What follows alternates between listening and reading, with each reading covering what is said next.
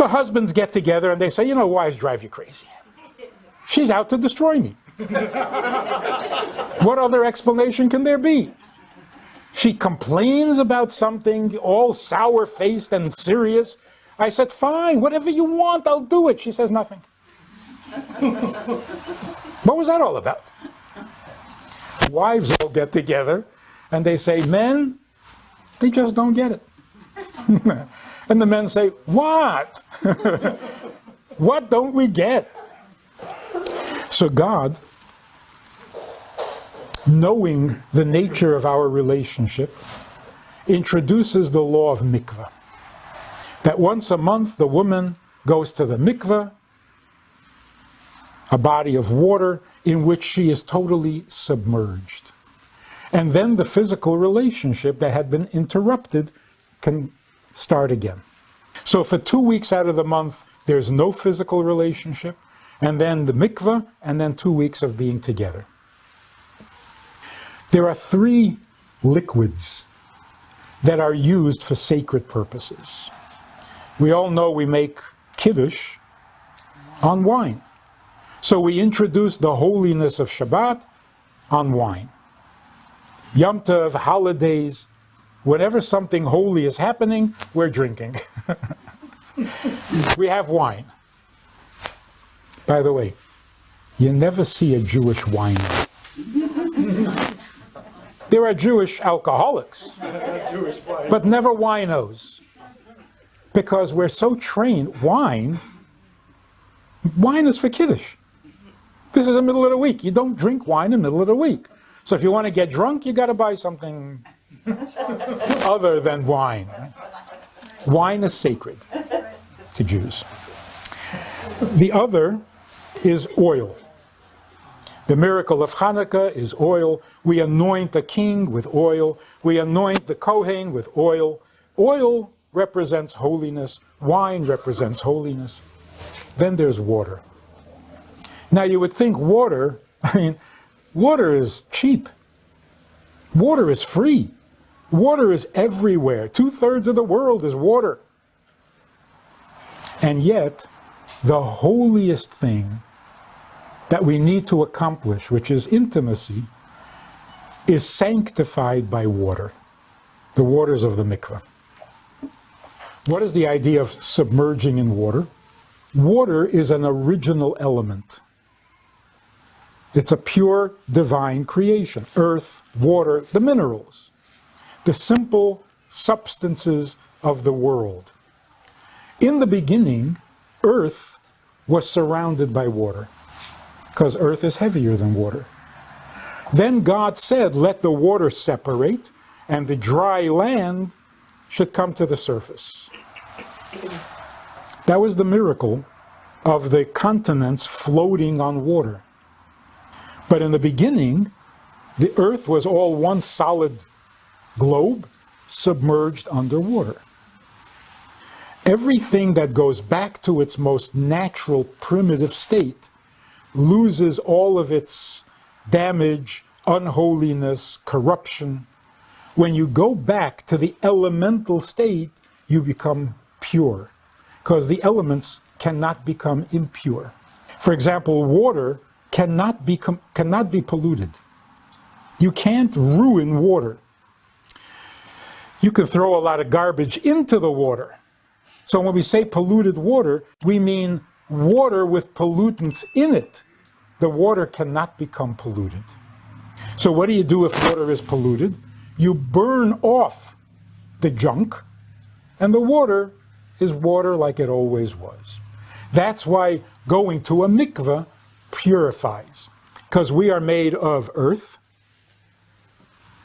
When you submerge your body in underwater, it's returning to the primordial state. That's why a fetus develops in liquid, in amniotic fluid, because earth is first surrounded by water, then it emerges and becomes an independent being. By going to the mikveh, you're literally returning to your most humble, original, organic state. And that humility allows you to be kinder, more respectful, and more sacred. Because humility allows all good things to happen. Ego and arrogance gets in the way of all good things. So the woman going to the mikveh is experiencing a great humility, a return to the most basic condition of creation. The husband experiences an even greater humility. His life, his intimate life, depends completely on the woman. When she is ready, then he can have intimacy. When she's not ready, nothing happens. What could be more humble than that? So the two becoming humbled by the sanctity of the mikveh, by the waters of the mikveh, and by the purity that restores, enables them to come back together in intimacy, not only with kindness, not only with respect, but also with sanctity. Now they're aware that they are in a holy condition for which they may not even be fit. And so they're thrilled that they are even permitted to engage in something so important, so holy, so great. Even if you leave God out of the picture for a moment, you are now part of this ancient chain. What you're doing is adding another link in this sacred chain. So you're connected to the past, all the way back to Adam and Eve. That's how you got here. You're adding another chain, another link. Also, when you add another link, you have just participated in something infinite. Because you have a child, the child can have a child, that child can have a child, it can go on infinitely. So you are now connected to an infinite past, to an infinite future, and you're just a tiny human being. This is humbling. So, in order to be married, here are the rules.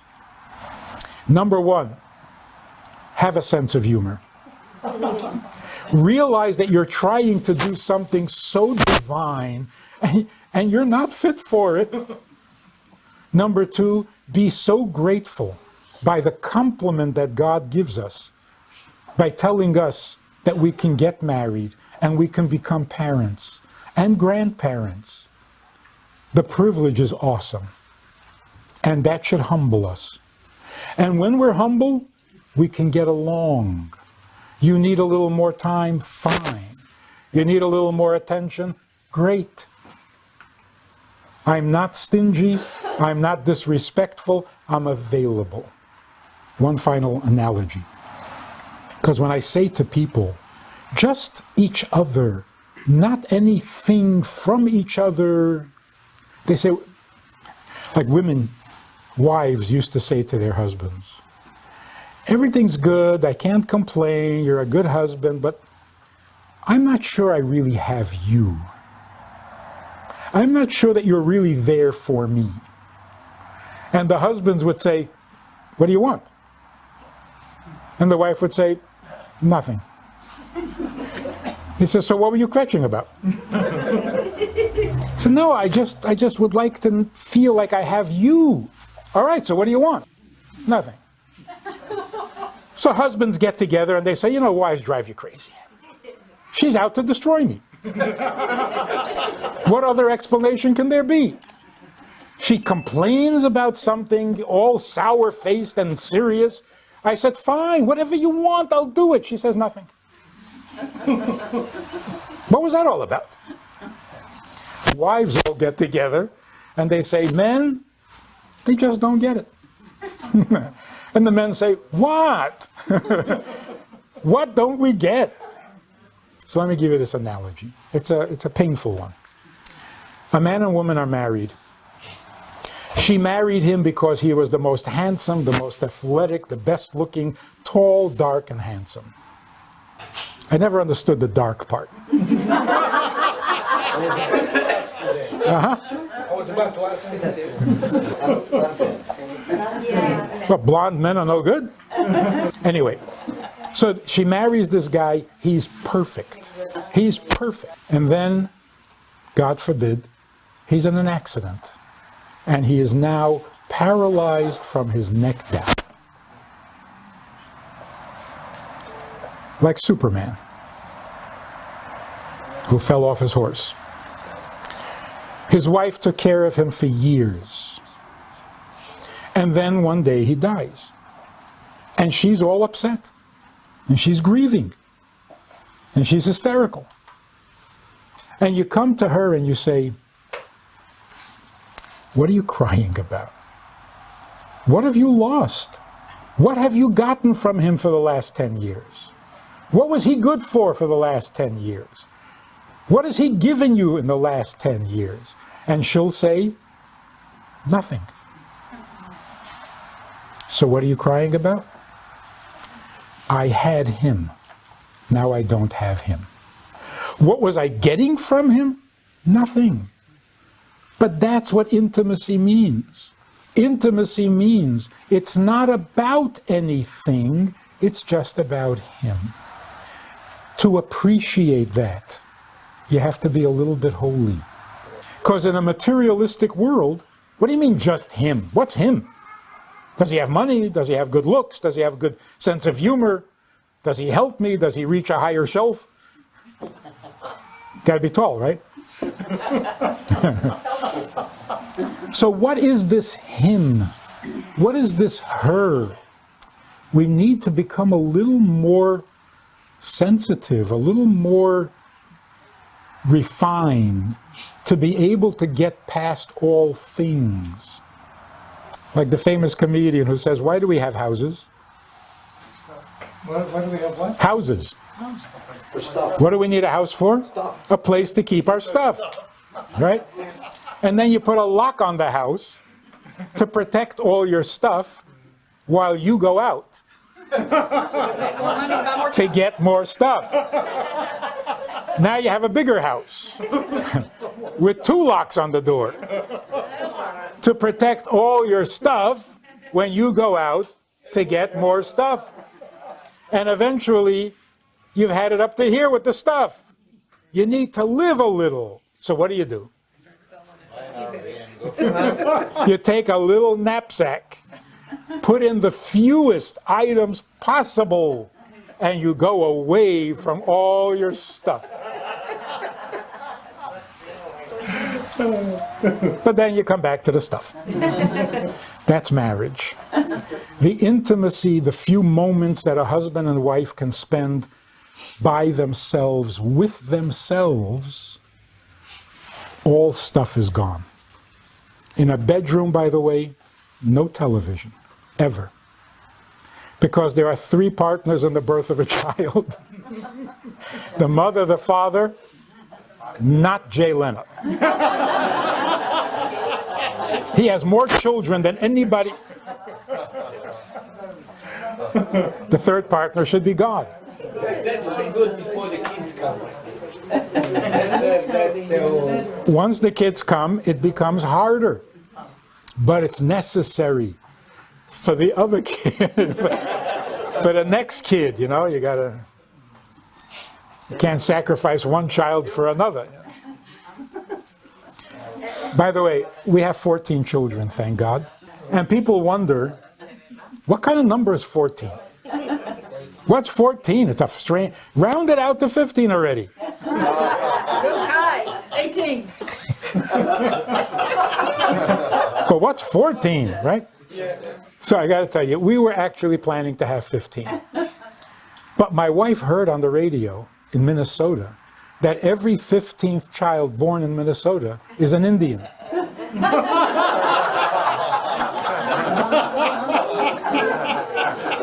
How do you raise an Indian? So anyway, how do we get back to this ability to get past all stuff? Make the bedroom sacred. No desk, no computer, no homework, Certainly no television. A bedroom is sacred. When we were growing up, we weren't allowed to even walk into our parents' bedroom, even when they weren't home, which is when we did. But we weren't supposed to. Very disappointing. Because a bedroom should be exactly that. A place for them, no things. So Grandma was right. What happens? Nothing. Nothing. And if nothing has to happen, how can they not be happy with each other? It's not about anything, it's just having each other. If that's not love, What is?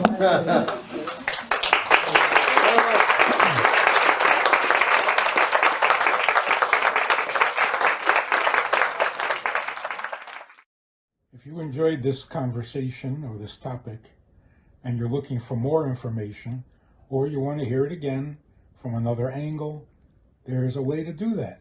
And that is in this book. It's all there. Order it from Amazon. You can read it, reread it, and share it.